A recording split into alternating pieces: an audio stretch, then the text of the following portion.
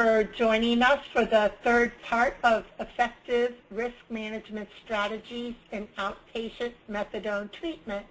Dr. Taylor, I'm going to turn the screen over to you now.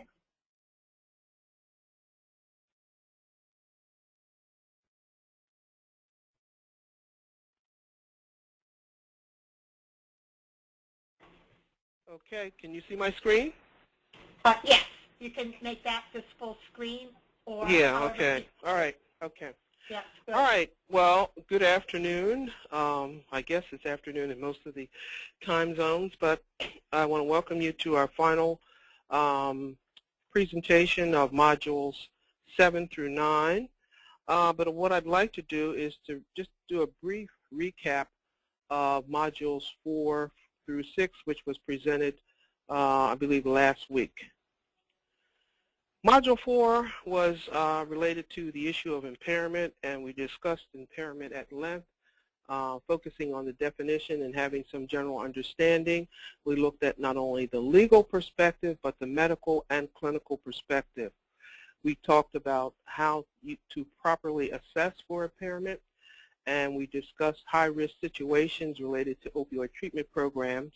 We reviewed some of the risk management methods and techniques that we discussed back in Module 2, and we outlined some strategies that will help to minimize your liability.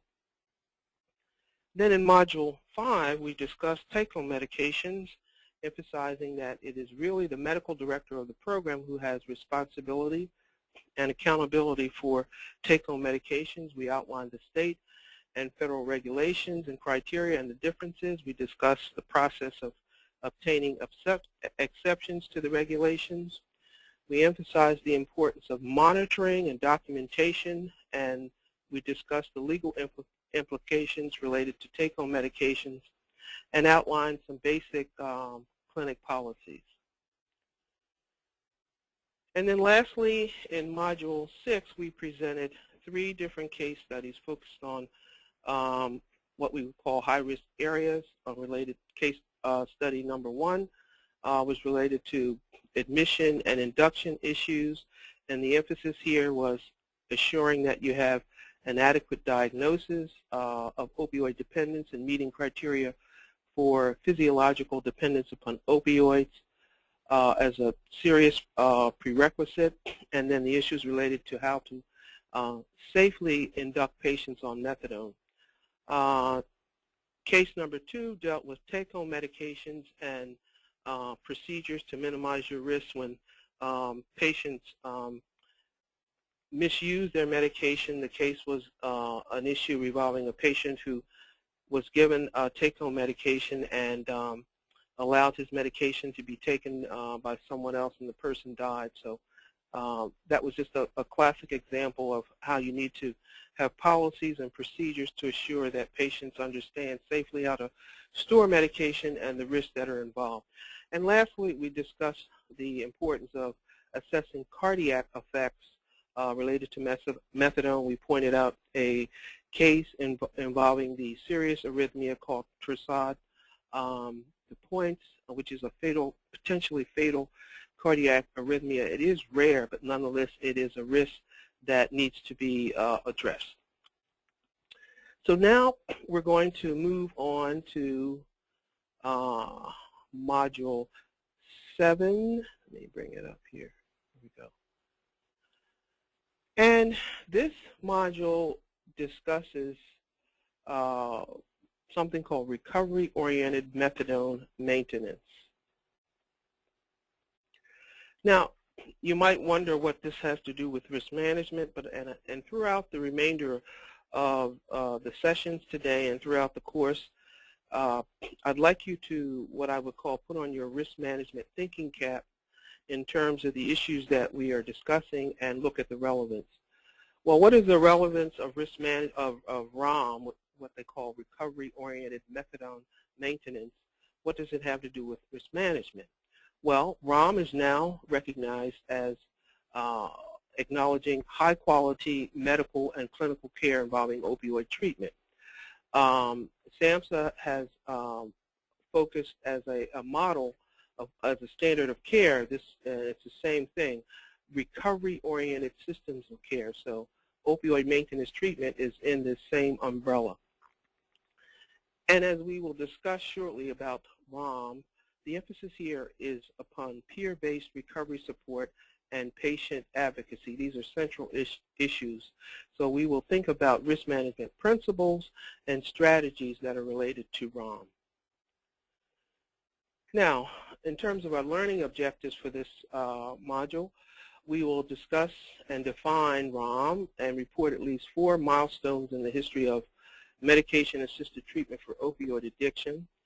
And it's intended to help you understand a definition of ROMM in of recovery in the context of recovery-oriented methadone maintenance.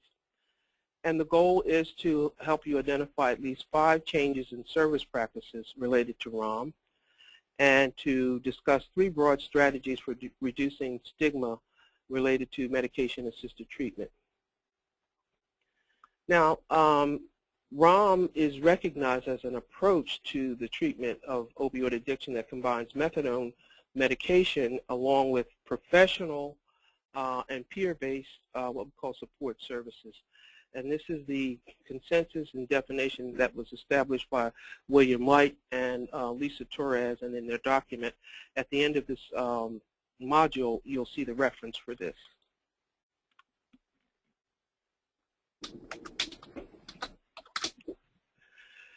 Now, I mentioned earlier there we want to review some milestones. It was noted that prior to methadone maintenance treatment for opioid addiction was largely considered ineffective. And many of you recognize and know that Dr. Dole and Niswanders and Dr. Creek were the original founders of this form of therapy. And one of my favorite articles or references is Dr. Dole's original clinical trial that he describes back in the early 60s. When he started using methadone, and we will provide that reference for you. But if you read that article and many of his writings, along with Dr. Creek's writings as well, they had an emphasis on recovery in terms of a recovery-focused orientation. But since then, you know, the methadone regulations in the 70s and 80s have changed a lot of the original intent of treatment and the way it was implemented, and there have been critics, and there's been a backlash of methadone maintenance. Now, in the 90s, methadone was what we call methadone maintenance was revitalized, and some of this is related to the phenomena of noting the outcome of treatment of patients who have HIV disease is much improved for those who remain in methadone maintenance as opposed to the patients with opioid addiction who are not in methadone maintenance. And so there was scientific revalidation. There was an emphasis upon improvement in OTPs. And there was also interest which became developed in terms of alternative medications such as naltrexone and buprenorphine. But nonetheless, the stigma continued. Also, there was this rise in the phenomena of what we call patient advocacy related to methadone maintenance. And there was the early calls for what we call a focus more on recovery-oriented methadone maintenance. Going the wrong direction. Okay. Now, this is stated from the monograph, which you will see at the end of this module. There was a growing consensus that recovery is more, in terms of methadone, an intent to stop drug use, and also more than an absence of drug use, but more of a process and a status. Multiple consensus have revolved around defining 3 central components essential to recovery, and they are sobriety, abstinence, and remission, progress towards a global, or towards the development of what we call global health, and also positive community reintegration. So these are core central components of what we call recovery. And I quote here from Betty Ford, the Institute on Consensus panel, talking about not only methadone but use of buprenorphine. Formerly, opioid-dependent individuals who take naltrexone, buprenorphine, or methadone are prescribed and are abstinent from alcohol and other non-prescribed drugs would meet the definition of sobriety. Now, it's important to distinguish between what we call physical dependence and addiction, and essentially what White and Torres are saying here is that, you know, well-stabilized patients on methadone are considered to be in recovery because they do not have any of the addiction-related phenomena of obsession, loss of control, and compulsive use of drug with escalating consequences. In terms of recovery and methadone maintenance practice, it's recognized that this is a vision of recovery. And the importance here is that it requires a serious change in creating not only physical and psychological but cultural space within the communities to support medication-assisted treatment. Now, this monograph recognizes 8 areas of service practice that is intended to transform this movement toward recovery-oriented methadone maintenance, and we'll go through each of these, and you can see all 8 are listed here. Now let's look at them individually.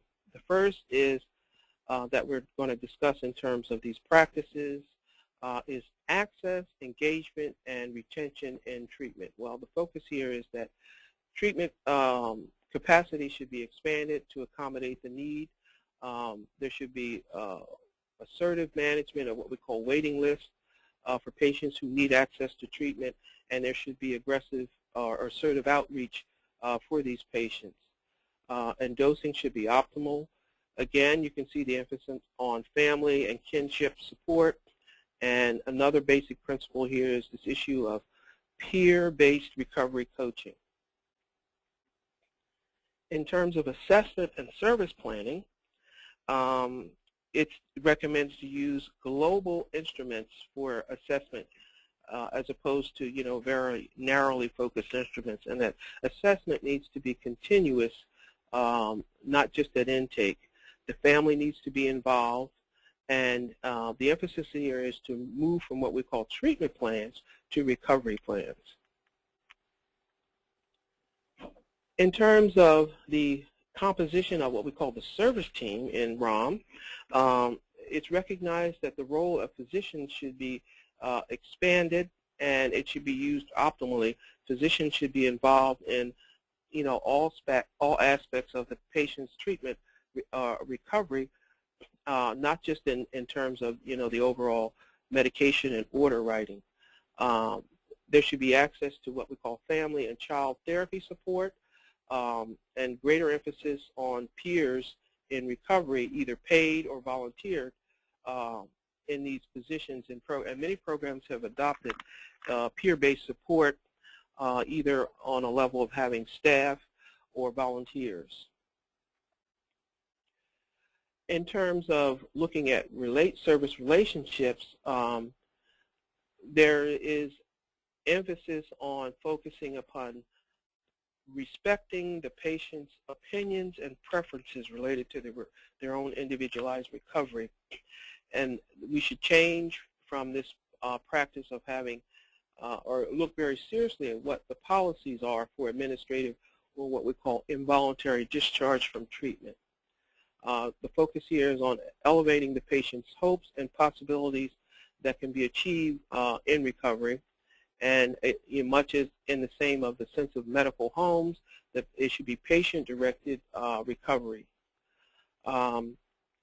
Emphasis is on sustained continuity of contact that supports all stages, and particularly the long-term stages of recovery.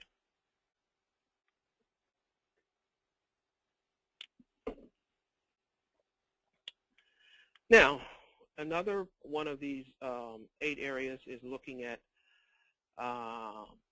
service quality and duration. In terms of quality, the emphasis is on safe induction and dosing policies and providing a recovery-focused addiction counseling as opposed to some of the more traditional counseling. The emphasis in terms of quality of service should involve resources to deal with co-occurring problems, not only just psychiatric but medical as well. And this is very important in terms of duration.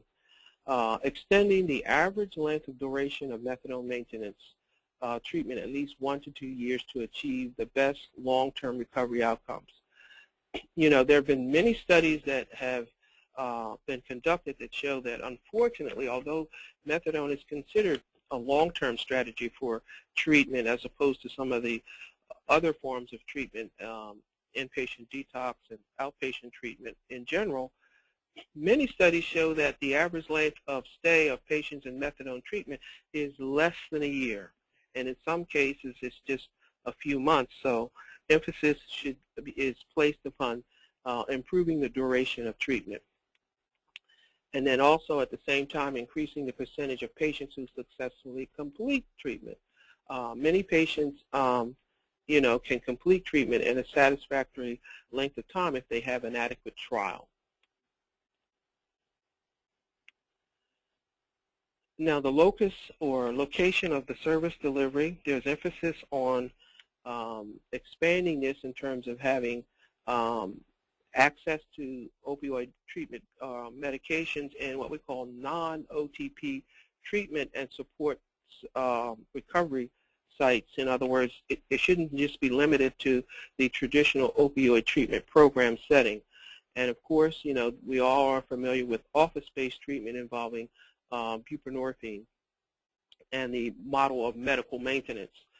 And there's emphasis upon neighborhood and home-based, what we call recovery support services. Linkage to recovery communities, there should be a liaison with local mutual aid service communities and groups that specifically are focused for patients in medication-assisted treatment that really understand and are focused to help these patients, and as opposed to, you know, making them feel stigmatized. And again, assertive linkages with the recovering communities. And again, we're emphasizing peer-based recovery coaching. And again, it's a mantra here: the local community should be involved. And there should be local recovery celebration events. Now, in terms of post-treatment support, one of the things that is recommended in adopting ROMM-based practices is this emphasis upon what we call post-treatment recovery checkups, regardless of the discharge status. In other words, this is an opportunity to have outreach for those, you know, we should reach out to those patients who, irrespective of their status, whether they voluntarily complete a program or they left against medical advice. And along with that, peer-based recovery support should be provided, and it should be appropriate to the patient's stage of recovery and their education. And again, there's what we call focus upon linkage to recovery community resources and early reintervention if needed, so that, you know, patients are followed up appropriately, and if they need to be readmitted, that you do this early. Now, there are some obstacles that, as you can recognize, related to implementation of what we call recovery-oriented methadone maintenance, and some of this has to do with this constant problem that we have not only with professional but social stigma related to methadone, and what patient, you know, these challenges that they face in terms of their recovery status. Many patients are pressured not only by, you know, peers but family to end methadone as soon as possible, and there's a sense of isolation from their family and peers. Patients at times are discriminated in terms of housing and employment, and even access to health care. There are many stories that patients tell us about how they're treated when they're in the emergency room or various healthcare settings, and when the provider learns that they're taking methadone, they're often stigmatized, and patients are often embarrassed to even reveal that they're taking methadone. So recovery-oriented methadone maintenance needs to change the stigma.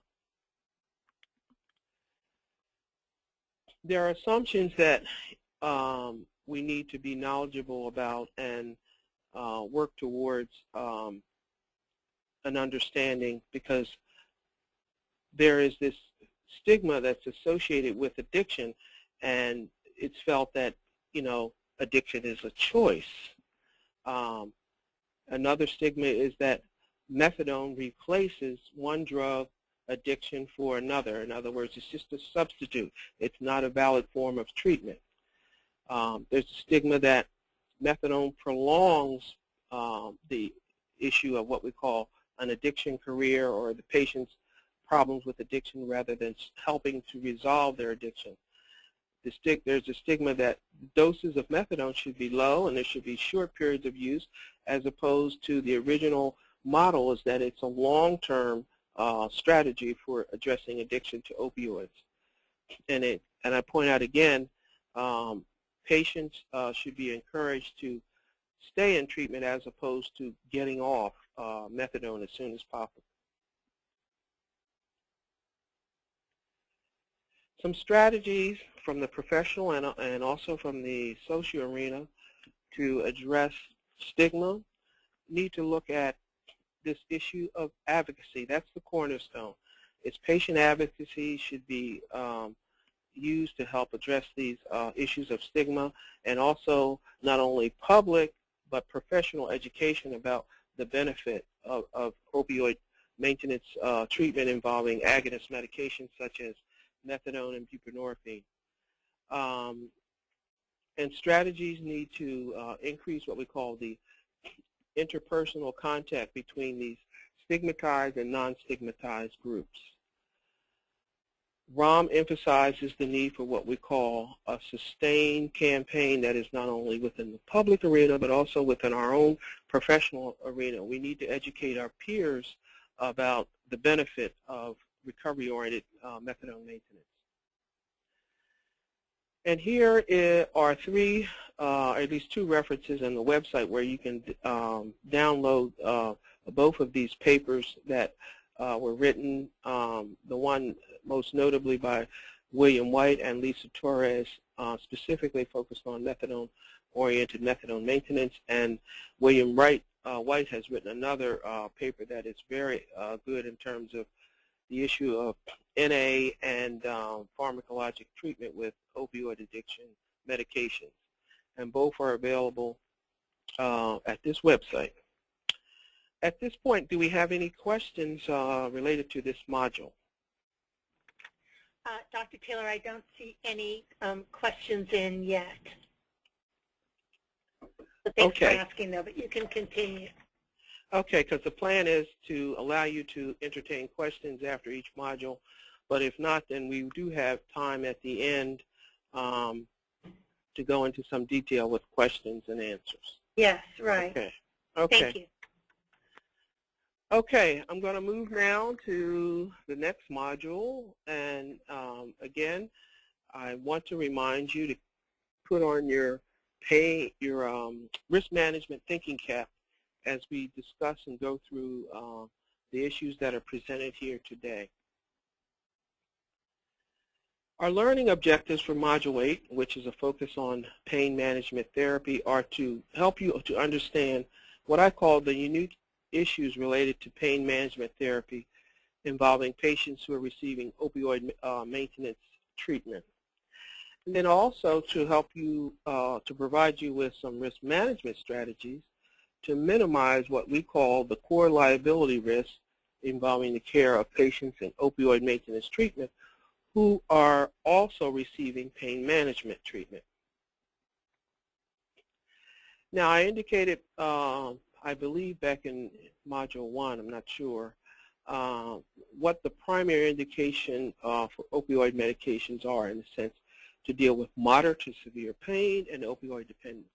Today our focus is on pain, and opioid medications are indicated for acute and chronic pain. I want to draw your attention to a study that was published that looked at the prevalence of pain in two populations, rather, of patients with addiction problems. As you can see, the number in each study or arm of the study looked at 390 patients who were in methadone maintenance treatment, and then they contrasted that with 531 patients who were in short-term residential treatment for addiction problems. In terms of these two populations, the prevalence of chronic severe pain was defined as pain that persisted greater than 6 months and was moderate to severe in intensity, and that significantly interfered with their daily activities. And to do this, they used a common inventory called the brief pain inventory to do these assessments. Now, what was found in this study, and the references here, was that there was a higher prevalence of chronic pain in methadone maintenance patients compared to those in residential treatment. 37 in the methadone maintenance patients versus 24%, and it was higher than the general, and this was higher than the general population. And these findings were compared or contrasted to surveys for cancer patients or patients who have cancer and cancer-related pain. It was noted that there was greater variability in the experience of pain, that the scores were relatively high by this brief pain inventory scale. You can see 55% in the residential as opposed to 73% in the methadone maintenance patients. And then in methadone maintenance patients, chronic pain was also associated with physical and psychiatric illness. So basically you can see that there is a significant prevalence of pain in patients in opioid maintenance treatment. Here are some of the characteristics of patients that were in opioid maintenance treatment. The mean age was 43. There was about 38% who were female, 25% white, 35% black, and you can see the ethnic background of the patients that were in that arm of the study. It's important to note one of the things that was important was pointed out in this study is that the undertreatment of pain is a significant concern in substance use disorders, and patients are often don't get adequate assessment or treatment for pain. Some of the barriers that are recognized for inadequate treatment of pain are institutional practices. It's not uncommon for patients to present to a hospital for a situation and they have serious pain, and if they find out that they're on methadone, they're often told, well, you're on methadone, you shouldn't need medication for pain, and the patients get inadequate treatment, and this has to do with training that's inadequate and skills of clinicians. And also there's this issue of access to what we call high-quality care. Personally, I have a great deal of difficulty getting many of my patients who have chronic pain into pain clinics for collaboration of management of their situations, their medical problems. So access to good quality health care and pain management is a problem. And there's also the reluctance of physicians to prescribe opioids to treat pain when it is appropriate. And patients, because of these issues, have a reluctance to seek appropriate medical care, and they have stigma and fear. And then even when it's appropriate for a patient to have an opioid medication for a certain condition, some patients have fear that they will relapse, and they're reluctant to take medication. So there are significant barriers related to the issue of treatment of pain in patients who are on opioid maintenance treatment.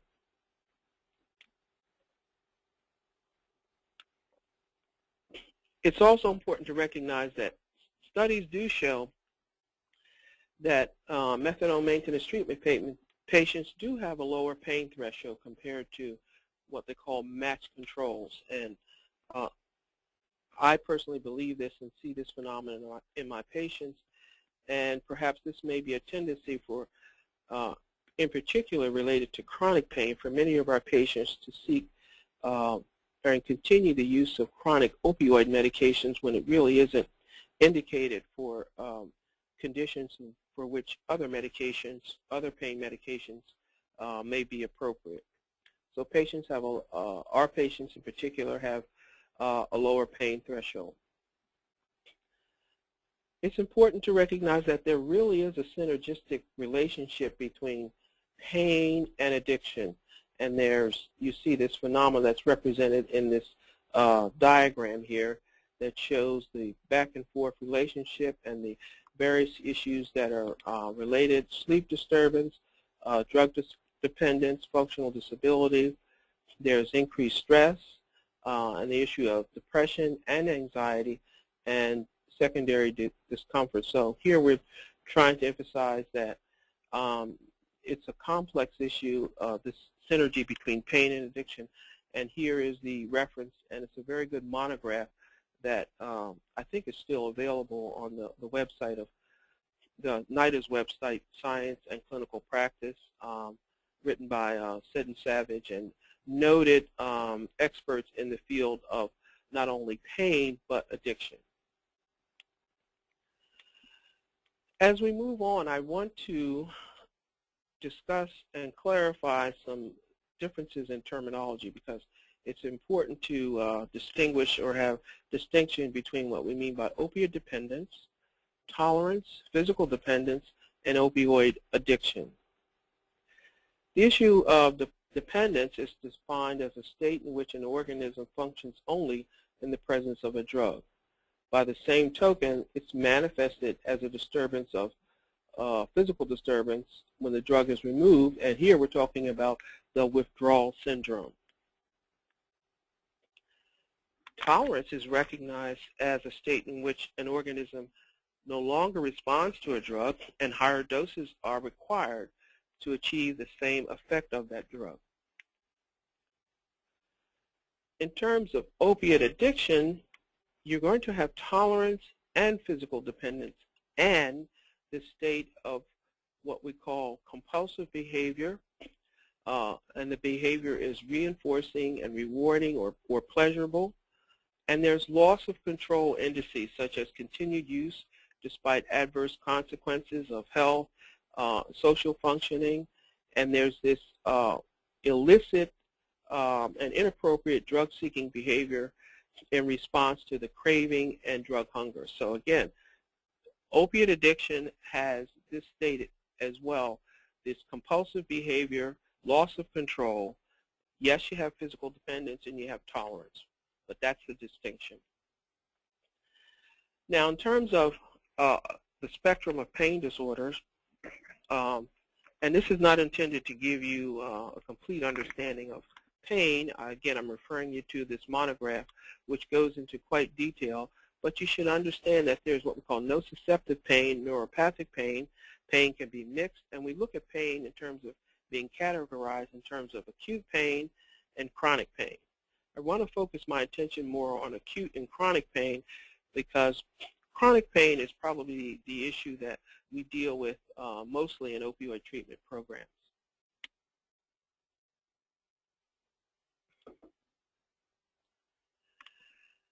Let's look at a definition or look at some perspectives related to acute pain. It's usually associated with an acute physical condition such as an injury or so forth. Now, it is recognized that the etiology is not always known or understood or identifiable, but for the most part, in general, it's self-limited, resolves as the underlying etiology resolves, and we pointed out it's primarily nociceptive, meaning it's related to nerve tissue and tissue injury, but it may be neuropathic, meaning chronic injury related to nerves. Typically, we've all experienced acute pain, and it's a reaction in terms of our sympathetic nervous system. Your blood pressure typically is increased. There's an increase in the pulse rate, and there's a phenomena of what we call the autonomic sympathetic nervous system response. It's important to recognize that failure to treat acute pain can lead to chronic pain, and this is important to make note of. Chronic pain, on the other hand, differs from acute in that generally it persists beyond the limits of the tissue injury or the tissue healing, and it's not associated with what we call the survival mechanism.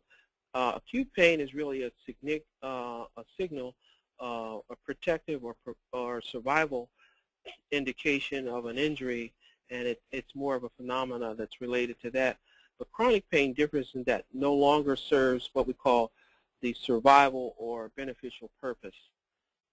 It may persist with chronic ongoing tissue injury or pathology such as degenerative joint disease, chronic conditions such as pancreatitis or progressive cancer. But there's a distinction between acute and chronic pain. And the key is that it usually persists after, the period of what we call recognized tissue healing. An example of that is in our setting, I've had patients who tell me, well, I have pain, chronic pain related to an accident or an injury, and, this is like 2011. And you'll say, well, when did you have this car accident, or when did you fall, or so forth? Oh, this was in 2001.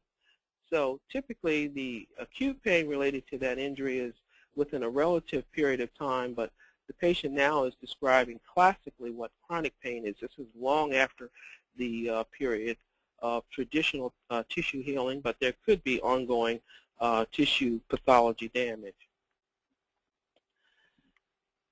Chronic pain does carry along with it what we call secondary problems: sleep disturbance, anxiety, depression, loss of functioning, social situations and recreation, increase in stress, and other losses.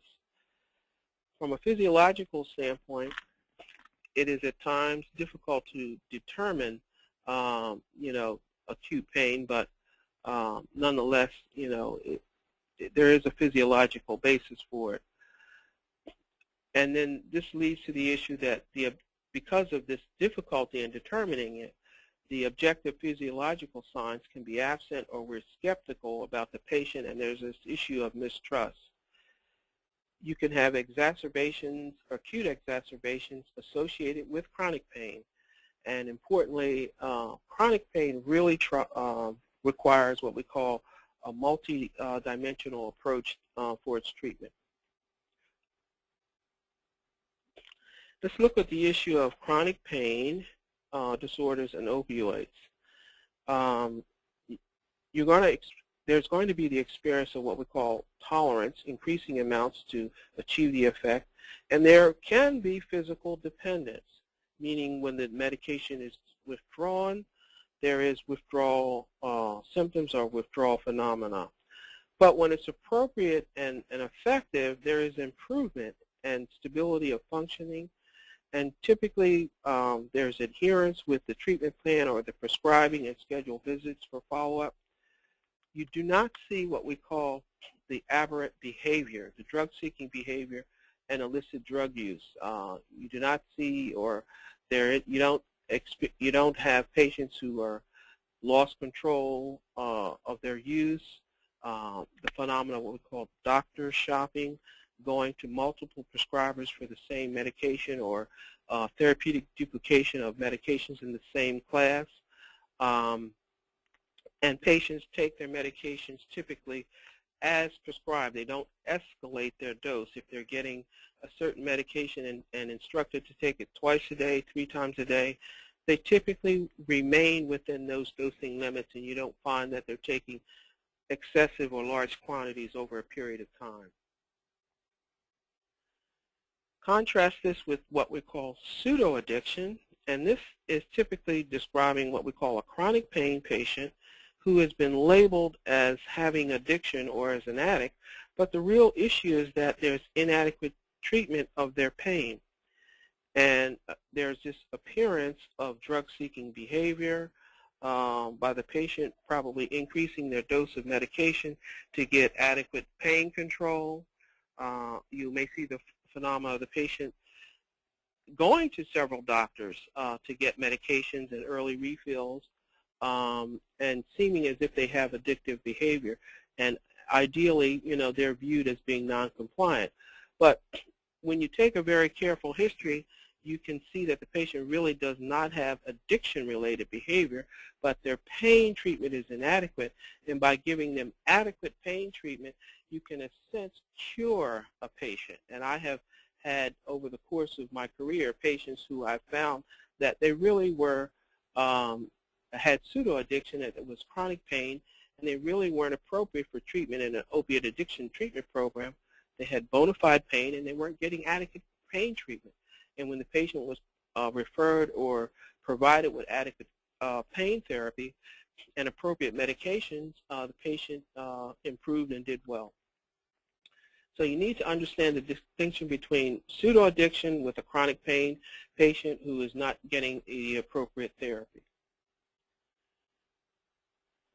Dr. Robick, one of the original faculty members, has provided this information about the efficacy of opioids in chronic pain, pointing out that many of the surveys and studies that look at the efficacy of opioids in chronic pain are limited to uncontrolled case studies, and that random clinical trials, which is considered the gold standard of research in terms of documentation of efficacy and effectiveness of therapy and medications, that many of these random controlled trials are very short in durations, less than 4 months, and they're very small sample sizes. So what she's saying here is that we don't have a lot of evidence that really supports the efficacy of using opioids in chronic pain, and that many of these surveys and studies and so forth are industry sponsored from the pharmaceutical companies, and so you need to look at these with a large grain of salt, so to speak, and that when you look at the findings, that the relief in pain is very modest, very limited. It's not significant as you might think. And one what they call meta-analysis, I don't remember exactly how many patients were involved in this, but this study revealed that there was a modest increase in terms of, a point scale of 100 points, that there was only 14 points of improvement, which, in my estimation is very low in terms of documentation of the overall efficacy of opioids with chronic pain. And she also points out that many of these studies show that there's limited or no functional improvement. You can see the two references here at the bottom that, or three rather, that she's referring you to. And then there was another study that was published in Pain. You can see the reference here, that looked at what we call a wide-scale epidemiologic study to look at outcomes of opioid therapy in chronic pain. And again, looking at some of the characteristics, the patients had what we call moderate to severe pain, that they rated their health as being poor, and they had low quality of life scores. And there was a positive association between their opiate use and low levels of what we call physical activity and employment. And importantly, many of these patients were what we call high users of healthcare services.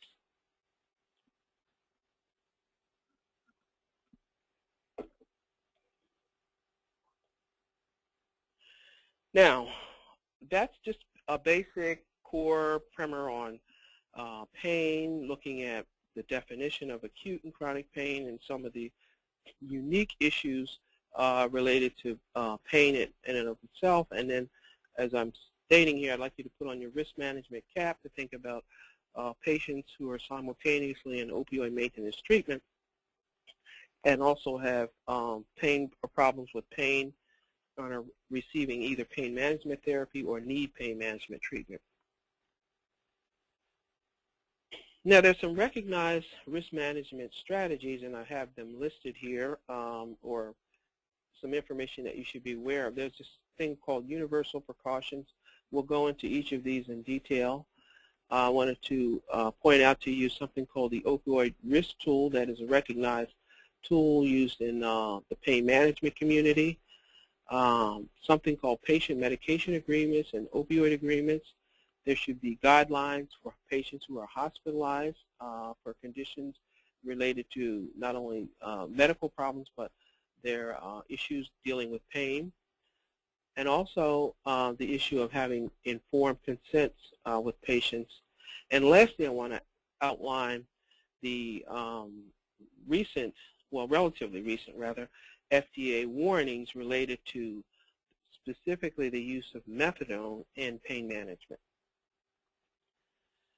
I don't know if you're familiar with this concept that was adopted by Doug Gorley and Howard Haidt some time ago. The reference is here. And they adopted what we call universal precautions or universal procedures. You know, it revolves around this infectious disease model that was adopted related to, you know, blood and bodily fluids, and assuming that everyone it has potential and that you should adopt universal precautions when you're dealing with blood and bodily fluids. The cornerstone is that it involves a biopsychosocial model for risk assessment based on three categories, and you can read in detail how they've outlined this. They emphasize that there should be appropriate boundary settings with the clinician and the patient, and that you should have a respectful relationship and approach to dealing with patients who have chronic pain and are receiving opioid medications. And they provide recommendations for management and referral.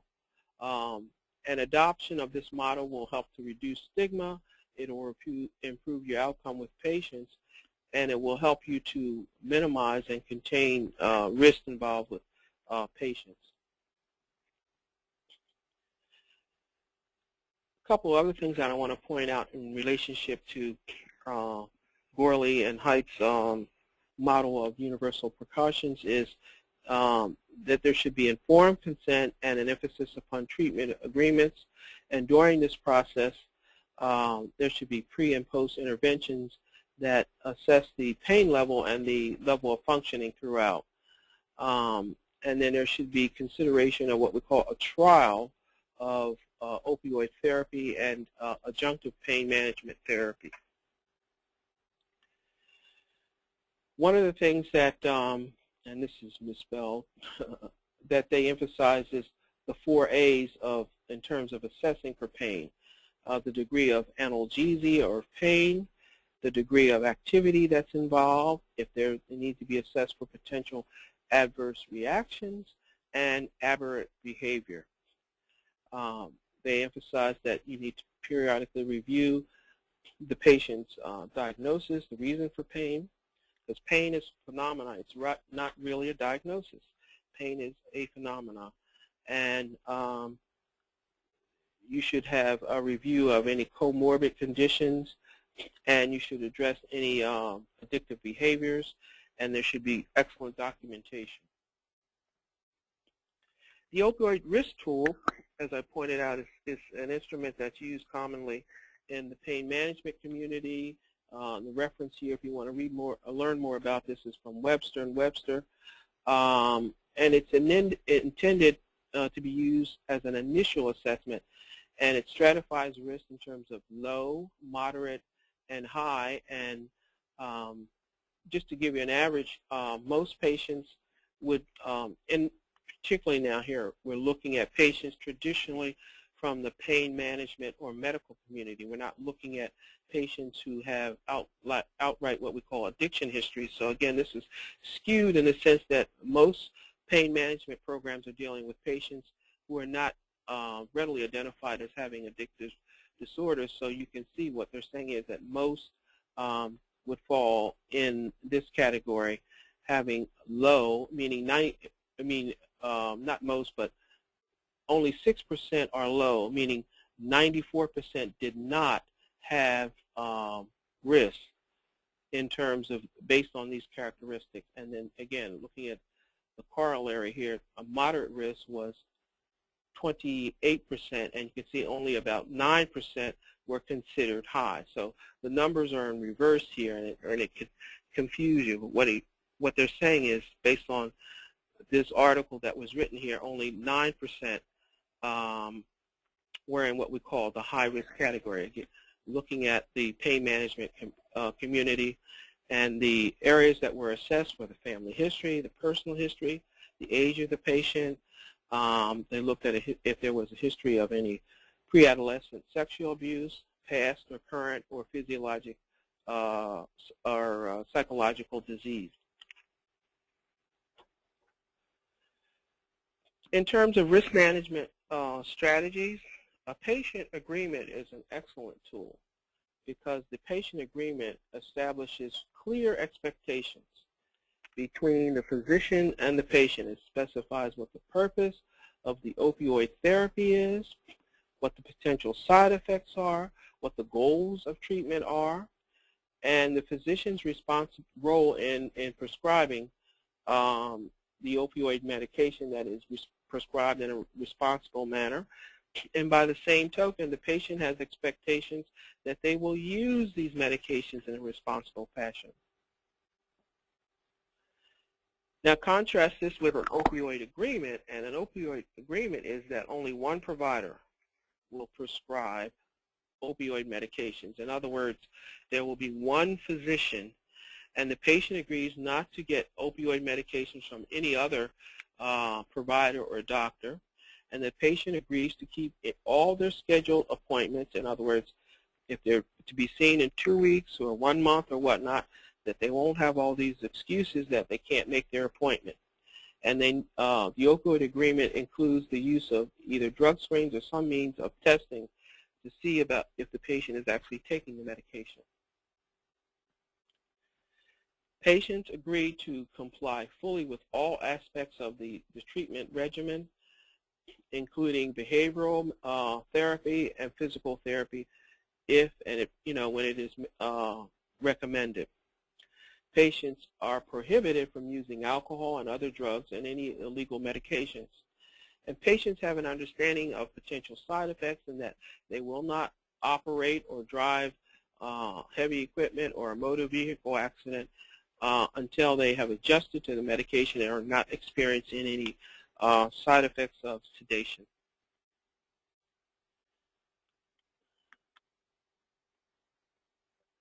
Let's look at, in a little more detail, pain management during what we call opioid treatment or pharmacotherapy in the methadone setting. A principle is that the patient should be continued on their maintenance medication without interruption.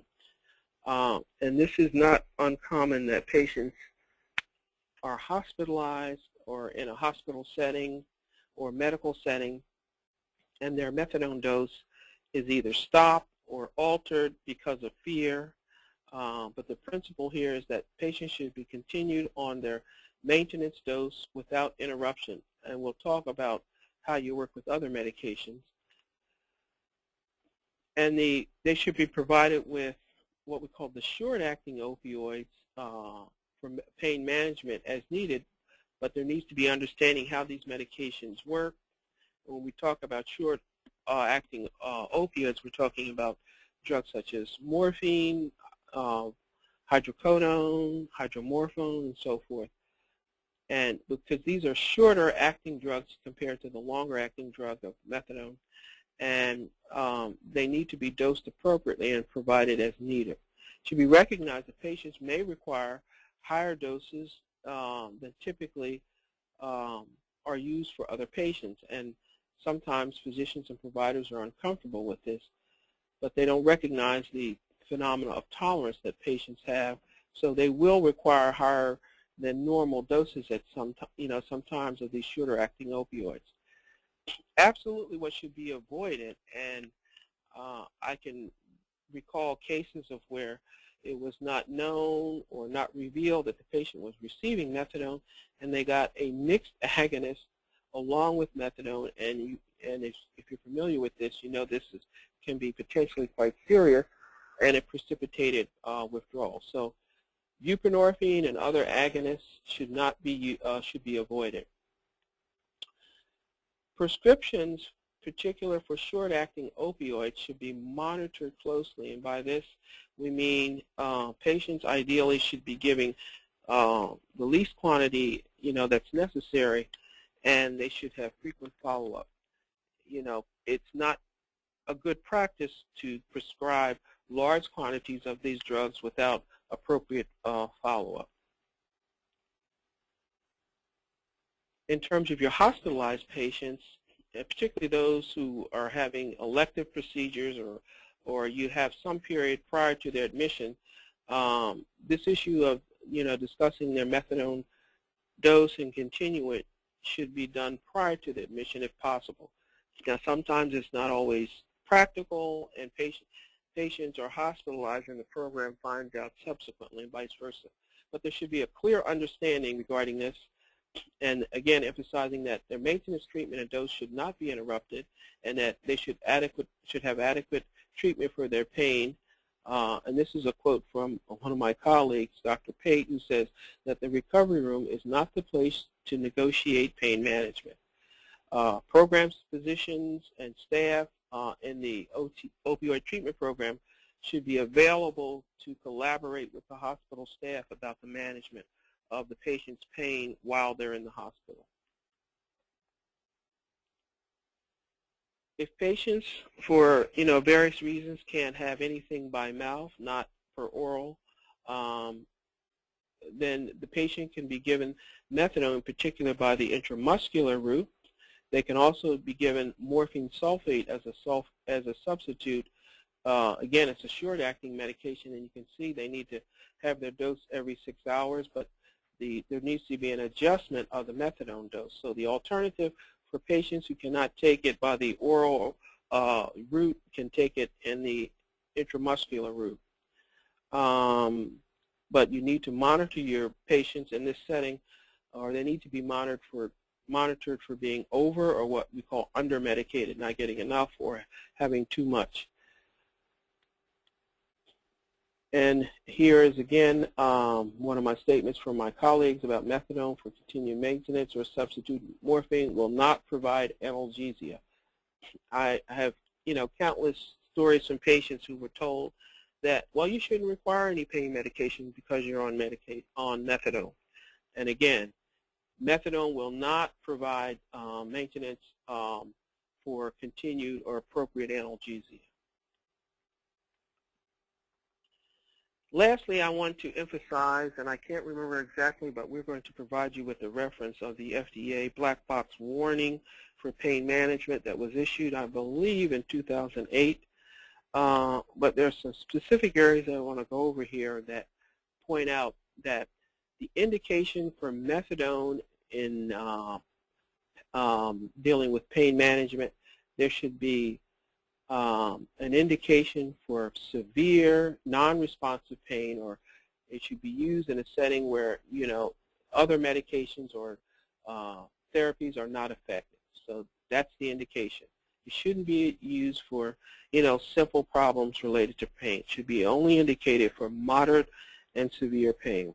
There should be a recognized risk, or you should recognize the risk and the benefit in terms of using this, and acknowledge the potential for QT prolongation, that's the cardiac effects related to methadone, particularly when it's used in high doses.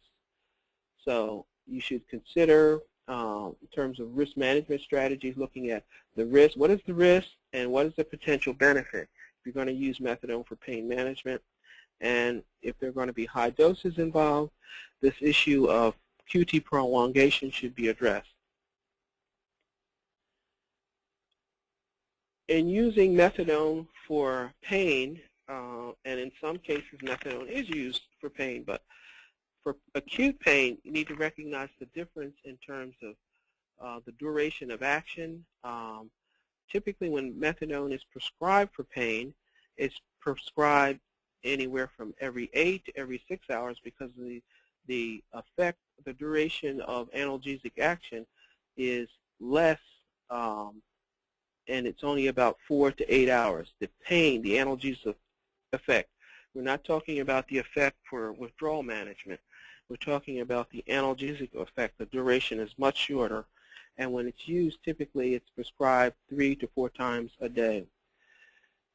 It's important to recognize the difference in what we call the elimination half-life of methadone as opposed to morphine. It's much shorter in terms of morphine as a prototype drug. It can be anywhere from 1 to 5 to 7 hours.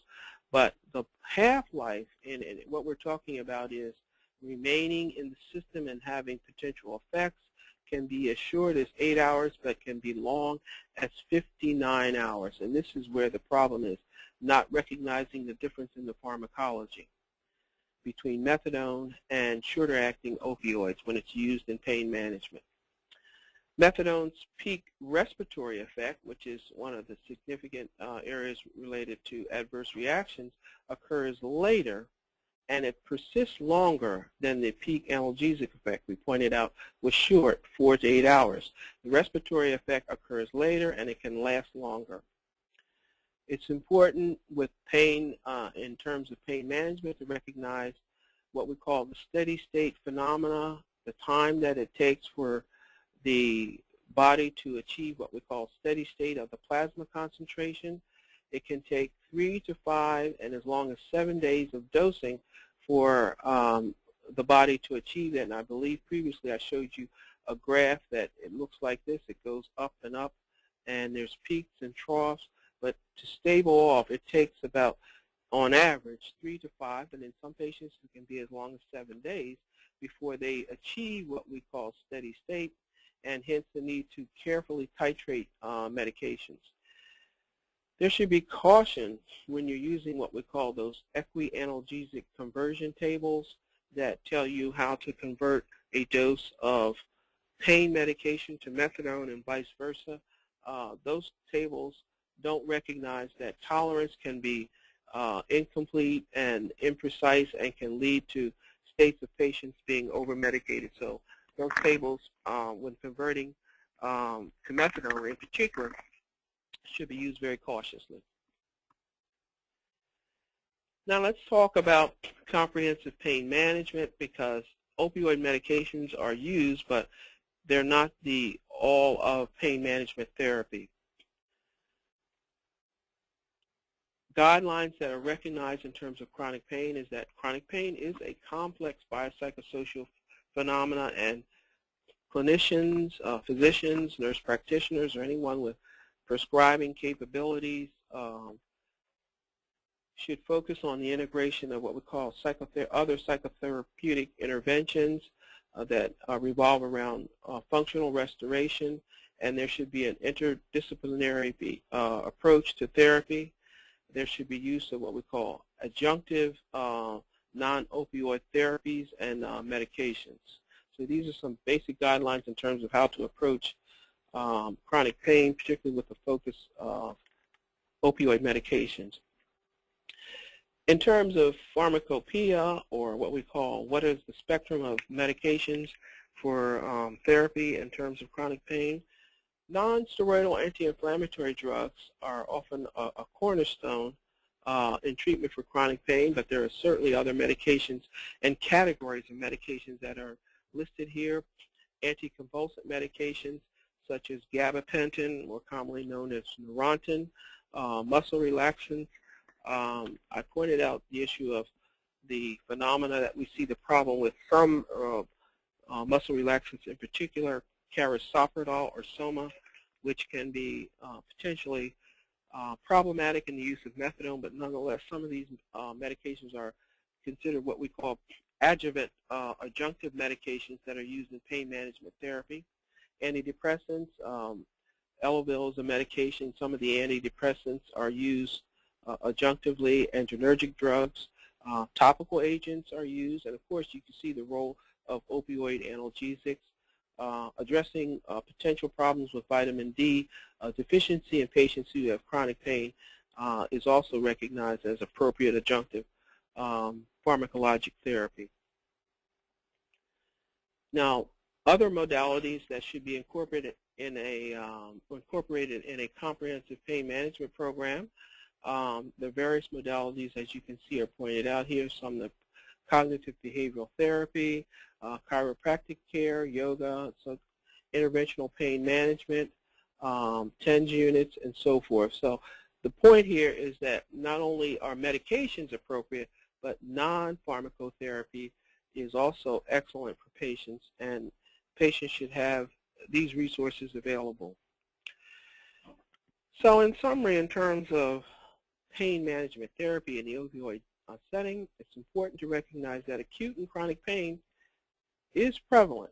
You know, they're prevalent syndromes in patients receiving opioid treatment. And you should be knowledgeable about the multi-dimensional nature of the physiology and involved in pain, and understanding of the synergistic relationship. Ideally, best practice recommendations are indicated, and multiple modalities of care should be involved with interventions and comprehensive treatment. In general, some risk management strategies, we're emphasizing that you need to assess and document what is the benefit of this treatment, particularly using opioids or having the patient using opioids as well, and what is the potential for harm. There needs to be recognized functional benefit, and the benefit should outweigh the harm. It's stated that you don't have to prove or provide evidence of addiction or diversion, but you should be more of a emphasis upon, well, what is the risk or the benefit ratio to using these medications. But if there is addiction issues that need to be addressed, you need to be assertive with that and diversion as well. Further, I'd like to emphasize that there should be what we call collaboration and clear communication with pain management specialists or what we call their primary care provider, so that there is what we call safe and effective pharmacotherapy. Specifically here, the opioid treatment program and staff should be able to communicate with the prescribing physicians or practitioners if the patient is getting any controlled substances for pain management. Patients need to be educated about the potential for what we call adverse drug reactions that are related to the combined use of these opioid analgesics, in particular with methadone. They need to have specific strategies and tools that you can use to educate your patients, and it needs to be continuous throughout treatment. I like the idea of patient agreements. They're helpful in terms of having what we call concise understanding and expectations of what this treatment is about. You need to carefully and frequently monitor these patients for any adverse drug reactions and or impairment. Oh, sorry. Okay, that's the last slide in this module, and I would like to ask if there are any questions. No questions. You can move on to the next one. Thank you. Okay, just a minute here. I think our last module is 9. Here we go. We're going to wrap up the modules with discussion about special populations and risks. And the two populations that we're going to recognize are the issue of pregnancy and co-occurring disorders. We'll start out with pregnancy, but before I begin, from a risk management standpoint, I do want to point out that one of the things that we learned early on when we were planning this curriculum, I believe about 4 years ago, from our insurance industry experts, they did advise us that although you need to look at pregnancy as as an area of what we call core liability overall, surprisingly, there is a minority of cases that are involving pregnant women. In other words, suing for either adverse events or wrongful deaths related to the use of methadone in particular. And I was, and the rest of the faculty were somewhat surprised, but at least this was the information that was provided to us by Rich Willett of the NMS Insurance Group, who has a lot of experience in this area. So I do want to point that out, but we'll talk more about strategies related to that. Now here's a statistic that I believe comes from 2002. It's somewhat old, but nonetheless, the Office of Applied Studies indicated that they looked at patients in 1999 of about 400,000 patients from a variety of programs, you can see, and they looked at patients in opioid addiction treatment, methadone treatment, and only about 4% were pregnant. But nonetheless, this just gives you some idea of epidemiology in terms of the overall rate, so to speak. Now, methadone in terms of the standard of care has been recognized since the early 70s and accepted as the best practice treatment for opiate addiction during pregnancy. And at present, we'll talk about some of the other medications, in particular buprenorphine. It is the only medication that is approved by the FDA for the treatment of opioid addiction during pregnancy, and there are many studies that show the effectiveness of methadone for pregnant patients and the benefit. It's important to understand that methadone reduces what we call the fluctuation in maternal serum opioid levels in terms of the blood level of the mother, hence the fetus, and the fetus is not experiencing withdrawal, and that is the thing that you want to avoid or guard against, that the fetus is not experiencing withdrawal symptoms.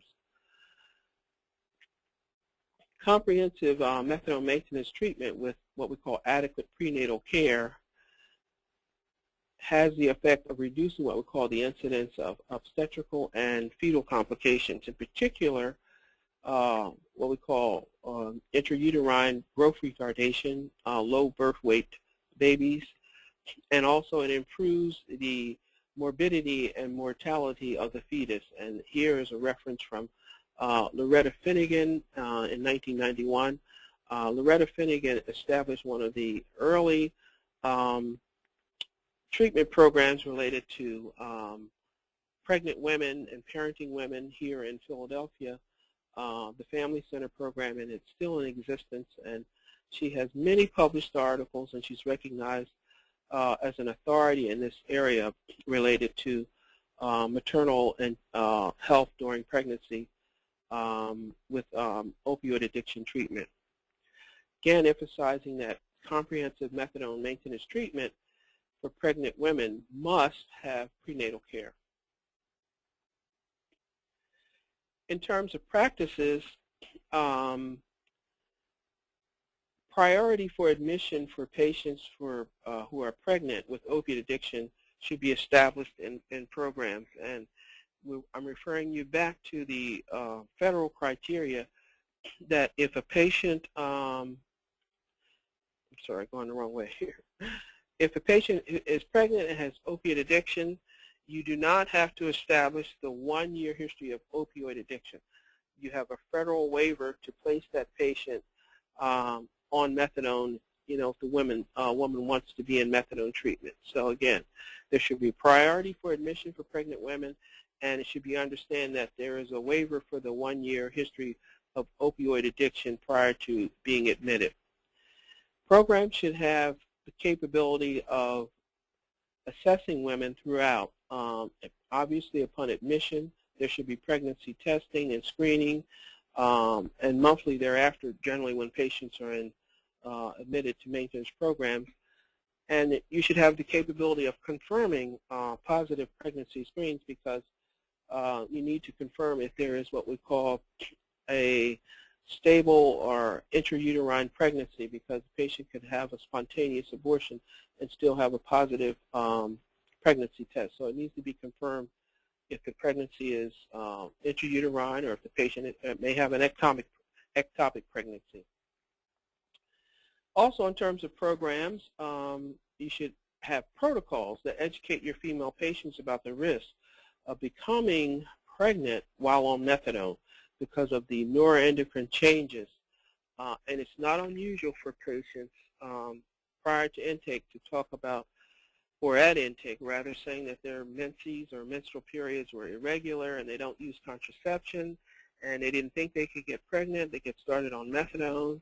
And methadone has the effect of normalizing the neuroendocrine response, and hence they have regular ovulation, although they may not have menstrual bleeding, and they're not using protection, and they become pregnant. I've had several women to be surprised and become pregnant while on methadone, so you need to educate female patients about the potential risks. In looking at medical and obstetrical potential complications, patients do have a greater than normal risk of what we call medical complications during pregnancy, complications such as spontaneous abortion, premature labor, and the problem of having infants with low birth weight who require, periods of intensive care in the neonatal ICU and other aspects of treatment. And it's even worse when the women don't have any prenatal care. They have even greater than normal risk if they don't have ongoing prenatal care while, they are in treatment.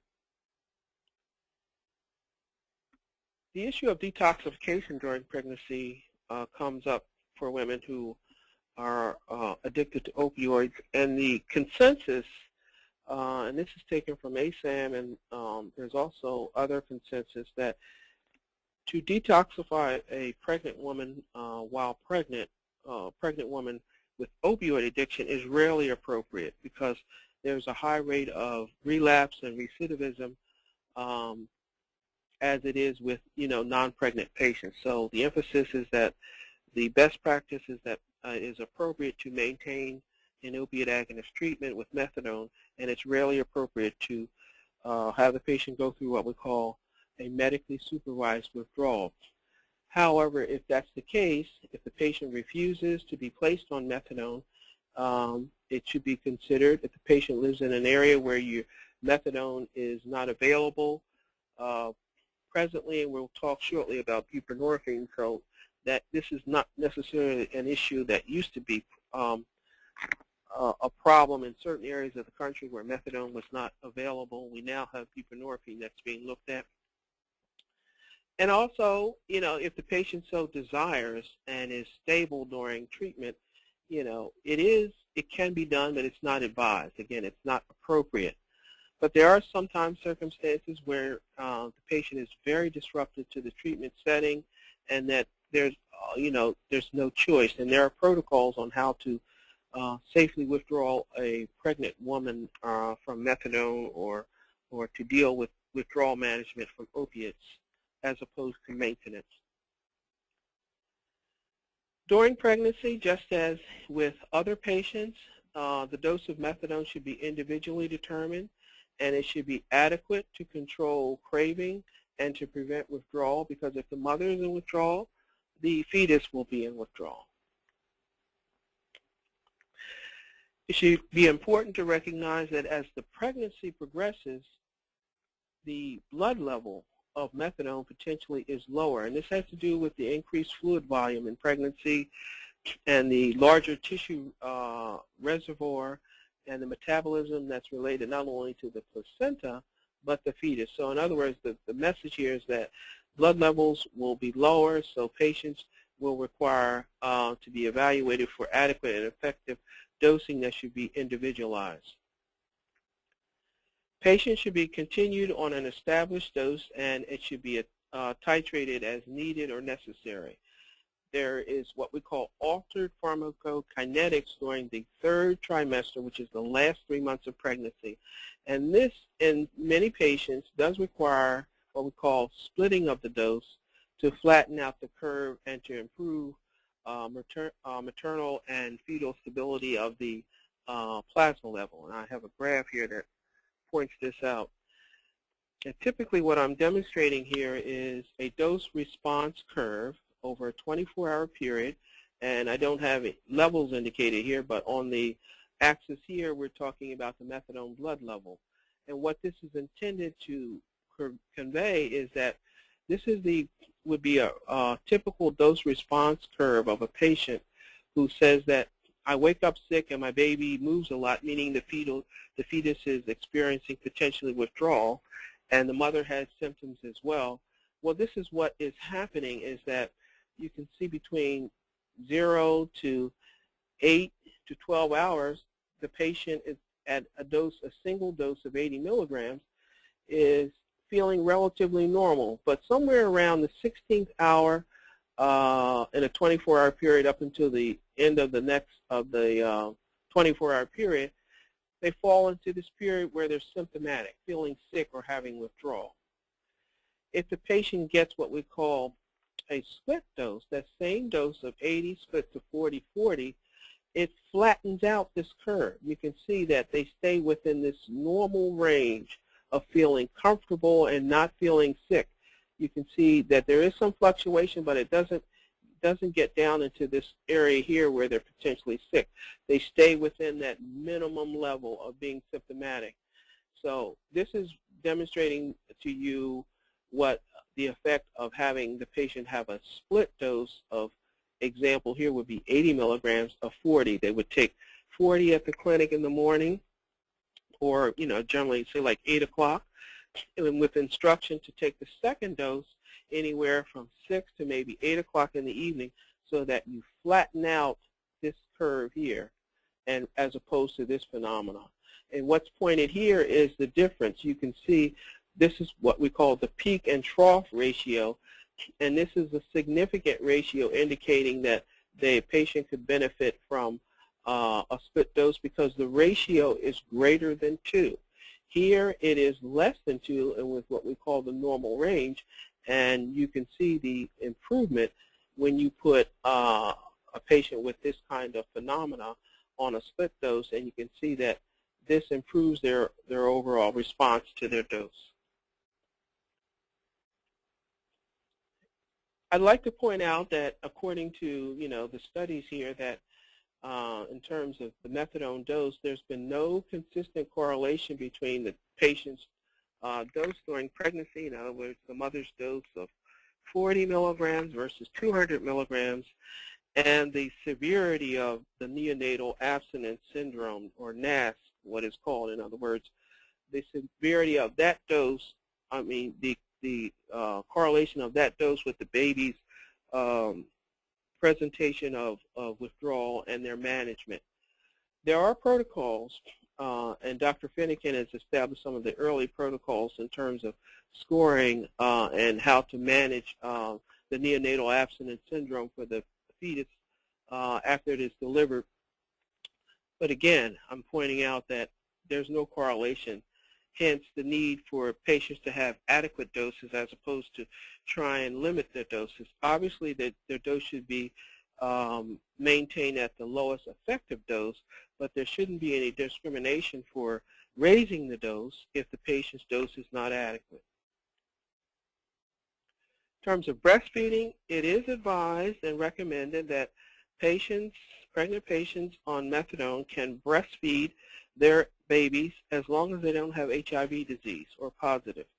That is the only contraindication to breastfeeding, if there's HIV disease. And as stated here back in 2003, because there was this long recognized practice of emphasizing low doses, the APA, the American Pediatric Association, approved breastfeeding at any dose. And you can see they used to recommend very low doses many years ago, and that was something that was recommended for many years, 30 years, but they came out with a position statement in 2003 recommending this. So again, it is safe for women to breastfeed, but they should be monitored for use of other drugs and illicit drugs as well. Let's talk about buprenorphine. Yes, buprenorphine may be used under certain circumstances, and there's consensus that it can be used when the potential outweighs, the benefit outweighs the risk.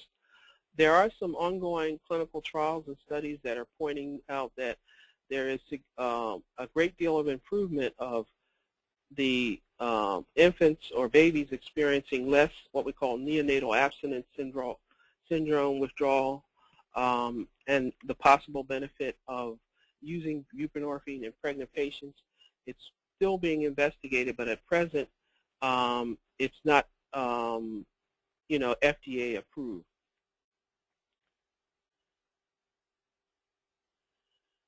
So in looking at a candidate for possible use of buprenorphine during pregnancy, if the woman can't tolerate it, obviously it should be considered, because some patients can't tolerate methadone and have failed on methadone, so it should be considered for pregnant women who have failed or who are adamant about using methadone. But you need to have some kind of program to look at the issue of compliance and monitoring of these patients. Patient needs to understand that the risks that are involved, and the patient needs to be adequately informed. But like I said, I think that the requirement is going to change in terms of whether buprenorphine can be used, and there are some ongoing trials that indicate very good outcomes of particularly the babies who were used or had buprenorphine as opposed to methadone. Some studies that show that the period of time that the infant is maintained in the hospital is much less than those who were on methadone. So stay tuned to this, and I think we'll have some indications of using buprenorphine with pregnant patients. Now, if patients are receiving buprenorphine, obviously they should use what we call the monotherapy and not the combined therapy that has the naloxone. So the monotherapy is the Subutex and not Suboxone. And there are protocols that are recommended for transferring patients from methadone to buprenorphine. But again, they should not use the naloxone combination products and should be placed on the monotherapy only. It's one of the indications. In terms of integrated services, again, a mantra that we're pointing out here is this need for collaboration and a relationship with the OTP and the OBGYN provider and even the primary care or any specialists that are involved. I recently had a case of a patient who became pregnant while she was here in treatment, but this patient also had co-occurring medical problems of severe lupus, and she was being seen by a specialist. So we had to collaborate not only with the OBGYN, but also with her primary care doctor and specialist, because the patient was given a variety of medications that had to be monitored. There should be clear communication and linkages amongst all providers, and in cases where assistance is needed, case management services, we had to rely upon that to help us manage this patient for follow-up and evaluation. So, linkages and communication should be the ideal. And as I pointed out, there should be collaboration with all prescribing and treating providers in terms of management and prenatal evaluation right up to and after delivery. Some general policy issues related to the OTP is that it should have an outlying policy that all patients who are pregnant are seen more frequent than your regular patients, and particularly during the third trimester. I know in many programs these patients are seen almost on a weekly basis, according to the patient's individual needs. But the emphasis here is not the customary, minimum of twice yearly follow-ups. These patients need to be closely monitored. Another principle is, as I pointed out, you need to have this education for your female patients about the potential to become pregnant and to use contraception if they don't intend to be pregnant. Informed consent procedures are very helpful in addressing, the issue of risk and understanding. And the last principle here is that, you should focus on adequate dosing of all pregnant patients.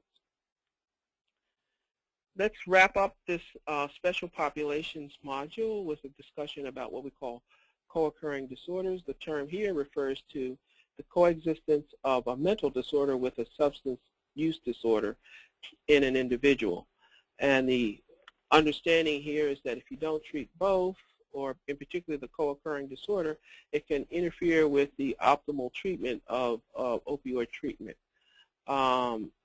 And you need to distinguish, what category of co-occurring disorder is diagnosed so that, they can have adequate treatment. The prevalence of co-occurring disorders, in our sense, what we're talking about here is mental disorders. We're talking about Axis 1 and Axis 2 disorders according to the DMS. In terms of Axis 1, we're talking about all clinical disorders, including, major mental disorders such as major depression, but it does include learning disorders and other substance use disorders. Axis 2 deals exclusively with personality and personality disorders and intellectual disabilities such as autism and developmental disorders. In terms of screening, it is recommended to have processes in place and protocols to screen at admission and ongoing throughout the course of treatment. I recommend that you have some kind of screening. Now, in some programs, all patients are seen or have a psychiatric evaluation. I don't know how you personally feel about that, but it may not be indicated that they have a full-fledged psychiatric evaluation upon admission, but they ideally need to have some screening that's involved. Now if they have a history that warrants a full-fledged psychiatric evaluation, I think it's appropriate. But there should be screening at admission and an ongoing basis. And there should be procedures in place to focus upon this.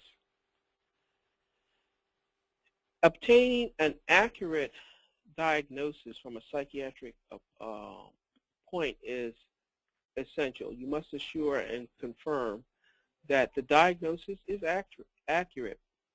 And it may be advised, you may have patients who have an established history upon admission that they have, bipolar disorder or major depression. It is advised that if necessary, get a second opinion from either your in-house psychiatrist or another psychiatrist, because there is considerable variation in diagnoses. And, you have the issue of patients with possible impairment using other drugs, and it's difficult to establish, a precise diagnosis at times. Evidence-based practices represent what we call the ideal in terms of the standard of care. What is the evidence-based practice for treatment of major depression, anxiety, bipolar disorder? And there should be continuous education with patients to enhance their understanding of the nature of their co-occurring disorder, and for them to understand that both require treatment, and their outcome will be much better if they don't neglect the one for the other, particularly the co-occurring disorder. It's important to have early identification, as I pointed out, accurate diagnostic assessment of the co-occurring disorder, because it can be difficult to differentiate. If it's not identified or treated, it can lead to poor outcomes. If you don't treat both, the co-occurring disorder and simultaneously integrate it with the treatment of addiction, the outcome is can be poor. In terms of treatment issues, sometimes patients are stigmatized, but they should not be excluded from an OTP because they have a co-occurring mental health problem, bipolar disorder, and so forth, or major depression or schizophrenia. You need to not exclude these patients, and they need to have comprehensive treatment for this. Tip 43 identifies this in terms of their principles of care for individualized treatment, and you can review that in Tip 43 under co-occurring disorders. In terms of treatment, there should be protocols to identify and handle what we call suicidal or homicidal behavior in terms of a risk, and it should be ongoing, not only at admission, but it should be continuous throughout the patient's duration of treatment. In terms of pharmacologic issues, when pharmacotherapy is appropriate, it should be indicated, but the emphasis here is that it should be on a best practice model. What is the best practice indication for treatment of anxiety disorders? There should be emphasis upon other what we call psychosocial interventions, and there should be collaboration. We're emphasizing, as with pain management, there should be collaboration with the prescribing psychiatric team regarding the patient's medications. And lastly here, drug-drug interactions with psychiatric medications need to be understood, and the potential needs to be recognized. So in summary, Tip 43 is an excellent reference as a starting point for ongoing information to refer to, but we will provide some additional references. It's good to have what we call a proactive policy in addressing both these issues of pregnancy and co-occurring disorders. And lastly, we need to educate patients on both fronts about pregnancy and the importance of having treatment for their co-occurring mental disorders. Okay, I think that wraps up the last module, formal module. But I have one other module that's a wrap-up, a brief wrap-up that I want to review. Are there any questions relating to two special populations, pregnancy and co-occurring disorders? Dr. Taylor, I have one comment. It says Axis 2, one must only diagnose mental retardation or personality disorders only. Autism is diagnosed on Axis 1. Okay, well, thank you for that correction. Okay. That's it. All right. Okay. Okay. In terms of a wrap-up, I just want to assess and point out, put on your risk management cap and think about the basic principles that we discussed. The quality of care, meaning that when you implement and establish quality medical and clinical care as your ideal standard of care, and with informed consent, you are adopting best practice in terms of risk management. Keep in mind the 4 C's that we talked about: staying current, collecting adequate and all information, communicating with all parties, and documenting very carefully all issues. Think of what we call the big A strategy here, which stands for anticipate what could go wrong and be prepared. In other words, consider what is reasonable and foreseeable actions in terms of what we call an adverse event.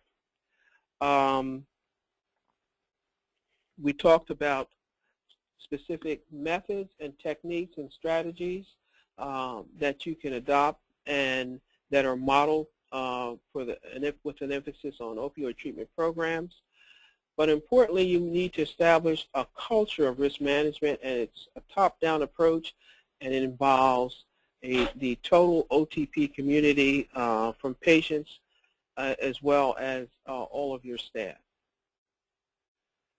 We recognize the following areas in terms of what we call core liability areas: admission, induction, impairment, take-home medications, cardiac assessment, co-occurring disorders, and pregnant patients. Now, this is not meant to be, mutually, to include all areas, but for the most part, 90% of it involves these areas that we're talking about here.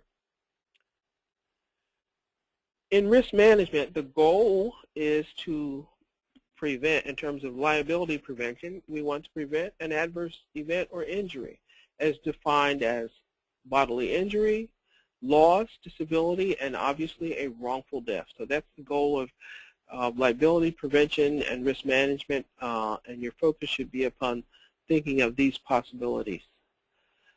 And in terms of contributing factors, I want to go back to this issue of looking at core liability risks and thinking of the admission induction process. How do you address impairment, the issue of take-home medications, cardiac issues, co-occurring disorders in pregnant patients.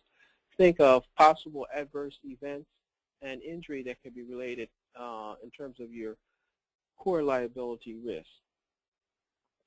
Now, what I want to lastly conclude with, if you've ever had any work or done any expert witness work, or if you have experience with a malpractice suit, I have a sample case here of what you would call claims or from the professional liability sense related to negligence. And this is taken from a case involving a plaintiff filing a wrongful death case against a program. And I have a litany of what you will call areas here, and I just want to review that with you. Again, putting on your risk management cap and thinking about protocols and strategies that you would adopt to address minimizing your liability.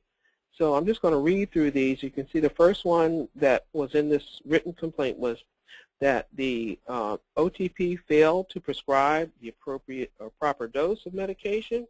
They failed to prescribe methadone in the proper milligram. They failed to take reasonable necessary actions to prevent the patient's reaction. They failed to perform prospective drug review, failed to contact the patient in the face of not only a prescribing but a dispensing error, and they failed to supervise the pharmacist, the pharmacy technician, and/or nurse dispensing or administering the methadone. You know, in some programs they use a pharmacy, some programs they use nurses, etc. So it was failure to supervise the staff that are involved and related to the dispensing and the administration of methadone. Also, another charge, so to speak, was that there was failure to train the appropriate staff, failure to prevent the plaintiff's injuries that caused the dispensing and related to the dispensing and administration of methadone, failure to improperly prepare methadone. Some programs compound or mix methadone powder into a liquid formulation. Not all programs use you know, the prepackaged dose, so to speak. So if you prepare methadone, you could be sued for improperly preparing methadone. Failure to account for interactions of any other medications, pointing out here the difference also from antidepressant medications, failure to monitor the plaintiff's blood levels, failure to reconcile medications. Medication reconciliation is now becoming an area that's being addressed, and it's, if any of your programs are Joint Commission certified, that is one of their core indicators. How do you reconcile medications with patients, particularly in transitions of care? If a patient is hospitalized or is gone from the program for a period of time, what is your practice or procedure to reconcile these medications? Permitting buildup of methadone, failure to monitor the buildup, failure to monitor the level. I realize that some of these are redundant, but this is not unusual for malpractice attorneys to break this down in many ways so that they can technically throw the book at you, and you know, hopefully some of these charges will stick, so to speak, in terms of being able to demonstrate negligence. Permitting toxic buildup, failure to observe the patient after methadone administration. You know, it's not unusual now for some programs to require patients to remain in the program after a period of time during the induction phase so that they can observe the patient's response to methadone initially, you know, within that window of induction. Failure to warn of a hazard, of a potential reaction, failure to recognize and respond to a hazardous condition. So again, this is just to show you what could happen if you have a case of a wrongful death and there's multiple charges or claims related to negligence. So with our risk management thinking caps on, we have focused upon these identifiable core liabilities and broken them down into specific areas of medication management, look at risk management and policies and procedures related to ordering and prescribing of methadone and other medications, preparation of medication if it's compounded, the actual dispensing of it, the administration, doing prospective drug review, and medication reconciliation in terms of direct patient care, policies and procedures and strategies to focus on observing patients, monitoring patients, warning patients, being prepared in the case that there is an adverse reaction or injury and how you would prevent that, appropriate laboratory evaluation and follow-up, doing outreach and communication in terms of direct care. And then lastly, how do you supervise your staff? And then what kind of training have you provided for your staff? So again, I've broken this down into, I think, identifiable core liability areas that you can take away. Okay, that's all the information that I have to present to you today. If you have any questions on any specific areas, we can entertain that now. But if things come up later on, you can always communicate with me through my email address here. And I thank you for your attention. Okay. Thank you, Dr. Taylor.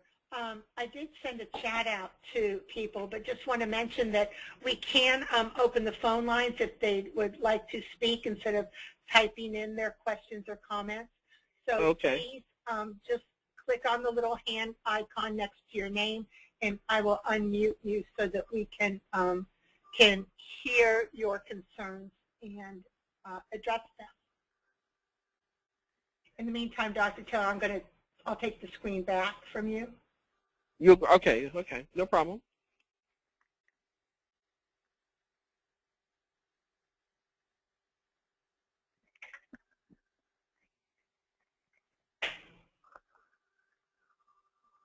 Okay, let me see if we've got any. Okay, I do have one question here. Chris, can you hear me? Somebody. Hello? I can't hear Chris, you. it's Holly. Can you hear me? Oh, yeah, I can hear you. Right. It's just Holly. Yes, go ahead. Okay. Okay, if everyone can hear, I'll start. I just wanted to say thank you to all the attendees. As you're maybe thinking about a comment or reflection you have, we still have time. We will get back to you with a timeline for us to disseminate the final curriculum. We'll do that by email. We have all your contact information. Chris mentioned the CEUs. We'll get you information out on that. But for sure, we would like to engage in a conversation on how to train this face-to-face. So for those who indicate they were interested, we will set a time that the majority of people are available, and we'll record that webinar and we'll disseminate that link of a recording to you all. It'll only be 1 hour, just out of respect for your time. But you know, we want to do that once the curriculum is finalized. Dr. Taylor has graciously done edits, and we have a few other clinical experts that we want to look at the content. We'll finish editing that. You guys will get nice, clean, crisp color, you know, picture training manuals and the digital files so you can train on it. And then we will have that webinar to talk about instructional delivery. Yeah, and so as I pointed out, we want to include the references throughout for each module. There were a number of references that are not there that I feel it's important for the trainers to have for their own education if they want to read more about a particular area. Yes, thank you for reminding me, Dr. Taylor. That's really awesome. It won't be daunting. We're going to give like seminal resources that you can review for further information. Right. Okay. I do have one question to pose. This question is related to overdose, methadone, and other substances. I'm amazed to see a high percentage of methadone patients who have prescriptions of benzo. Some of them abuse the benzo prescription. Does anybody see this phenomenon in their agency? It appears to me that a high percentage of methadone patients are complaining about their anxiety, and they get benzo prescription from the psychiatrist or physician. Why is there high anxiety among methadone patients? However, they are struggling with the phenomenon since methadone mixed with benzo, a person can't get heroin like euphoric feelings. Mm-hmm. This is an excellent question, and whoever posed this question hit the nail on the head from a number of perspectives. The inappropriate prescribing of benzodiazepines is a national phenomenon in opioid treatment programs, and when you speak with recognized experts in addiction, the prescription for benzodiazepines long-term is against best practice for what patients call anxiety or depression. And it's not uncommon for patients to say, you know, when you question them, well, why are you taking Klonopin, or saying, I have anxiety, or I have, even patients will say, I have bipolar disorder. And in some cases, yes, they're prescribed appropriate other medications, or they're not taking it. And in some cases, they're only getting a benzodiazepine. So again, it goes against best practice. It's a national phenomenon, and OTPs are just inundated with this issue, and there's going to be some guidelines and that I think are going to be recommended on how to address this problem. The other issue that I think that was brought up about the phenomena of anxiety. Anxiety is not only a symptom, but it is a disorder, and I think it goes back to, you know, the lack of recognition of working with patients according to what is considered best practice. It is not easy to work with these patients because, of course, you know, because of the physiology that's involved, the benzodiazepines, patients get a certain response. And when you tell them about other alternative medications that can be possibly equally effective, they're not willing to take these medications, or they'll tell you that they've tried all of these drugs and they don't work. In some cases, you know, that's not necessarily true because they haven't had an adequate therapeutic trial. They do not act quickly like benzodiazepines, and many patients don't have the tolerance to wait 3 to 4 weeks for these medications to become effective. So we need to address education from that standpoint of appropriate treatment for anxiety disorders, and anxiety symptoms are high in this population as well. So that was an excellent question. Okay, it looks like I have some. Here's another question or comment. Depression or anxiety should be treated with psychotherapy along with the medications prescribed. Most definitely. That's what we're talking about, comprehensive treatment. But unfortunately, in this era of what we call managed care today, many psychiatrists are pressured to prescribe medications, and they don't have what they tell me. I'm not a psychiatrist, but they tell me they don't have time to do talk therapy. So unfortunately, we have too much of an emphasis on this prescription of medications as opposed to other forms or modalities of treatment. So that's an excellent question as well. Okay. Do we have any more? Otherwise, we can close this session out. It doesn't look like we have any other questions now, so I think at this time we can close out part 3, the final part of this 3-part webinar course. And I thank you all for attending. Look for your email from me. You'll be getting it in about an hour with all the information we discussed. Thank you, Dr. Taylor. Thanks, Holly. Okay, we will make those corrections, you know, accordingly. Okay? Okay. Thank you, everybody. Thank you. Bye now. Okay. Bye-bye.